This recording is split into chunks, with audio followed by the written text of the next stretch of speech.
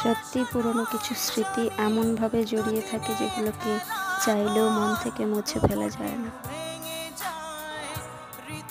বিশেষ করে ভালোবেসে গড়া স্মৃতি মুহূর্তগুলোকে, প্রতিটা মুহূর্ত। তো আজ আমার দাদা বৌদির বিবাহবার্ষিকী ছিল, ওদের দুজনকে অনেক অনেক শুভেচ্ছা। কিন্তু হঠাৎ করে আমার চোখে এত পরিমাণ জল এসে গেল যে আমি নিজেকে আর কান্নায় ভেঙে পড়লাম, সামলে রাখতে পারলাম না।